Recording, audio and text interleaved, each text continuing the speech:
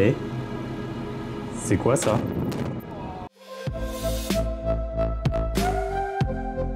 Et salut les moustachus, c'est l'Irad et aujourd'hui on va parler des ondes. De celles qui sont partout autour de nous, qui nous entourent et nous traversent. Sans même t'en rendre compte, tu les vois, tu les ressens et tu les entends.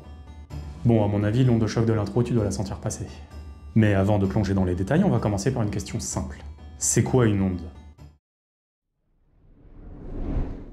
Une onde, c'est comme une perturbation qui se balade dans un milieu. Ça peut être dans l'air, dans l'eau, dans le vide spatial, peu importe. Mais attention, une onde transporte de l'énergie. Et pas de la matière. Bon, pour t'aider à visualiser, prenons une métaphore simple, les dominos. On a tous déjà joué avec, non? Regarde cette ligne de dominos bien alignée. Si on pousse le premier, il tombe, puis il fait tomber le suivant, et ainsi de suite jusqu'à la fin. Mais si on regarde bien, chaque domino reste à sa place. Du moins jusqu'à ce qu'il bascule. L'énergie passe d'un domino à l'autre, mais les dominos eux-mêmes ne se déplacent pas. Eh bien, une onde, c'est pareil. Elle fait bouger l'énergie, mais pas la matière. Maintenant que tu as compris le principe, passons à quelques exemples. On en croise tous les jours sans même y penser. Quand quelqu'un nous parle, c'est grâce aux ondes sonores. L'air autour de nous va vibrer et transporter sa voix jusqu'à nos oreilles. Et on peut même les ressentir lorsqu'il s'agit d'une enceinte avec les basses à fond par exemple. Et si ta moitié se met à chanter et que ça te donne mal à la tête, sache que les ondes n'y sont pour rien. Et quand tu vois la lumière du soleil ou d'une lampe, ce sont aussi des ondes. Lumineuses, elles, qui traversent tes yeux. Les vagues sur la plage? Et oui, encore des ondes, sauf qu'elles se propagent dans l'eau cette fois-ci. Et même quand tu envoies un message sur ton téléphone, ce sont des ondes qui le transportent. Sans elles, pas de Wi-Fi, pas de TikTok, pas de vidéos de chats mignons sur Instagram, bref, l'apocalypse. Les ondes sont à la base de plein de choses de notre vie quotidienne. Les communications, radio, téléphone, des technologies comme la TNT ou le micro-ondes, et même les sciences, comme quand les astronomes écoutent les ondes radio venues de l'espace. Imagine une vie sans ondes. Pas de musique, pas de lumière et pas d'internet. Bon, maintenant que tu as compris ce qu'est une onde, tu vas voir qu'il y en a différentes catégories. On sait donc qu'une onde transporte de l'énergie sans déplacer de matière, et il est temps d'entrer dans le vif du sujet. Parce que toutes les ondes ne sont pas logées à la même enseigne. En fait, on peut les ranger en trois grandes catégories. Les ondes mécaniques, les ondes électromagnétiques, et enfin les ondes gravitationnelles. Et tu vas voir, elles n'ont pas du tout la même façon de voyager. Commençons par les ondes mécaniques. Ces petites malines ont besoin d'un milieu pour se propager. En gros, si elles n'ont pas d'air, d'eau ou de matière solide pour les porter, elles restent sur place. On imagine mal un séisme dans le vide spatial, n'est-ce pas? Ouvrons une parenthèse. L'onde de choc en intro de cette vidéo rentre donc dans cette catégorie. Il s'agit d'une pression discontinue dans la propagation de l'air, créée par une explosion ou un objet supersonique par exemple. Et pour les trois du fond qui n'ont pas suivi, ça veut dire qu'ils dépassent le mur du son, comme un avion de chasse. Et ça, c'est un cas particulier. Le fait que l'onde devienne supersonique lui donne la propriété de déplacer les particules du milieu, quel qu'il soit, dans la même direction que la propagation de l'onde. Et c'est donc ce qui la rend aussi extrême et dangereuse. Et refermons cette parenthèse. Prenons l'exemple du son. Quand vous parlez, vos cordes vocales font vibrer l'air. Et ce sont ces vibrations qui voyagent jusqu'aux oreilles de votre interlocuteur. Mais si vous essayez de crier dans l'espace, eh bien personne ne vous entendra, pas plus que l'on entendra une explosion. Parce que dans l'espace, il n'y a pas d'air pour transporter le son. Et oui, les films de science-fiction nous mentent souvent. Un autre exemple d'onde mécanique? Les vagues. Quand vous sautez dans une piscine, ça crée une onde qui se propage en surface. L'eau est alors une matière indispensable. Sinon, pas de propagation de l'onde et donc pas de vague. Et surtout une tétraplégie pour ce plongeur.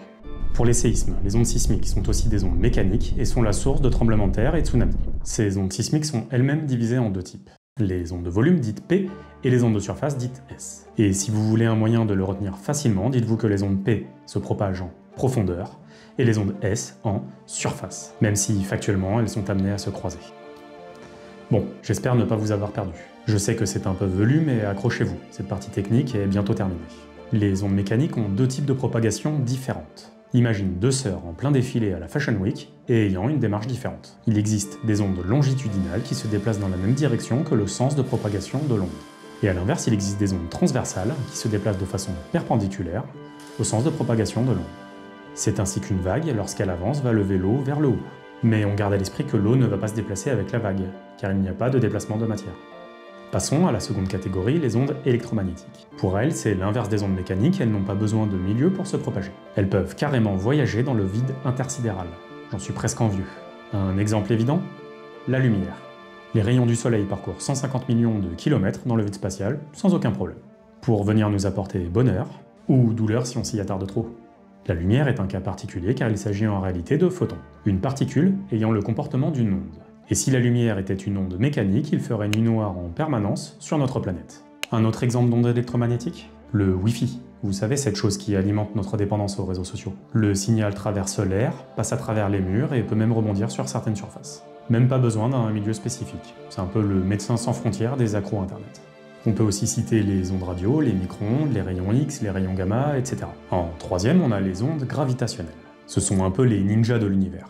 On ne peut ni les voir, ni les entendre, et elles traversent l'espace sans qu'on ne s'en rende compte. Ces ondes déforment carrément l'espace-temps lui-même. Imaginez une nappe bien tendue. Si vous posez une boule dessus, elle fait une bosse.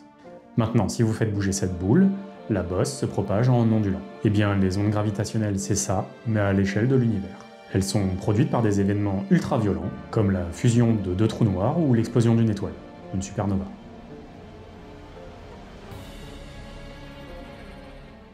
Un peu comme des vagues à la surface d'un lac, après y avoir jeté un gros caillou.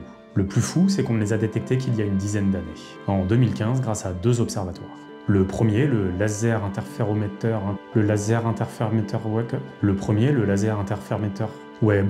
LIGO. Ouais, c'est mieux. Donc LIGO et Virgo. Et ces ondes nous permettent d'écouter l'univers d'une toute nouvelle manière. C'est un peu comme si on venait d'inventer une oreille cosmique pour entendre les cataclysmes de l'espace. Pas si nul l'espèce humaine, hein ? Donc on a vu les ondes mécaniques, les ondes électromagnétiques et maintenant les ondes gravitationnelles, qui modifient directement la structure de l'espace-temps. 3 familles d'ondes et 3 façons totalement différentes de transporter l'énergie. Maintenant qu'on sait ça, on va voir comment elles se déplacent, ces petites coquines.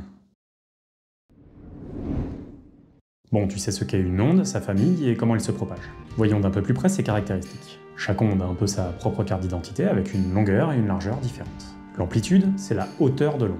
Plus elle est grande, plus l'onde est intense. Prenons une vague. Une vaguelette, c'est une petite amplitude. Tandis qu'un tsunami, c'est une énorme amplitude. Pour le son, c'est pareil. Une onde sonore avec une grande amplitude donne un son fort, tandis qu'une onde sonore avec une petite amplitude donne un chuchotement. Ensuite, la longueur d'onde. C'est la distance entre 2 crêtes ou 2 creux. Et cette longueur nous donne la fréquence de l'onde. Une onde ayant une courte longueur d'onde, c'est une fréquence élevée, comme un sifflement aigu. Tandis qu'une onde ayant une grande longueur d'onde, c'est une fréquence basse, comme un grondement grave par exemple. Ainsi, le spectre lumineux visible, qui est une infime partie du spectre électromagnétique, correspond aux longueurs d'onde entre environ 400 et 700 nanomètres. Plus la longueur d'onde est courte, plus l'énergie est élevée. Ce qui explique pourquoi la lumière bleue est plus énergétique que la lumière rouge.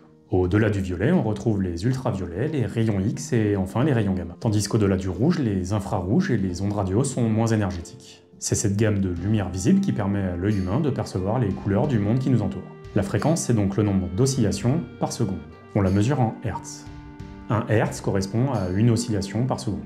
Plus la fréquence est élevée, plus l'onde est rapide. Si on fait une analogie avec le taux de rafraîchissement des écrans, 60 Hz correspond à 60 rafraîchissements par seconde, 120 Hz à 120 rafraîchissements, etc. Mais attention, une onde ne se propage pas toujours à la même vitesse. Par exemple, le son va plus vite dans l'eau que dans l'air, et va encore plus vite dans les solides. C'est pour ça qu'un train qui arrive se sent en posant l'oreille sur les rails, bien avant qu'on ne l'entende dans l'air. Car l'onde sonore qui se propage dans l'air est bien plus lente que l'onde qui se propage dans le rail. Bon, maintenant qu'on sait tout ou presque sur les ondes, c'est bien beau, mais à quoi ça nous sert concrètement dans notre quotidien ? Eh bien, les ondes sonores jouent un rôle clé en médecine, notamment avec les ultrasons.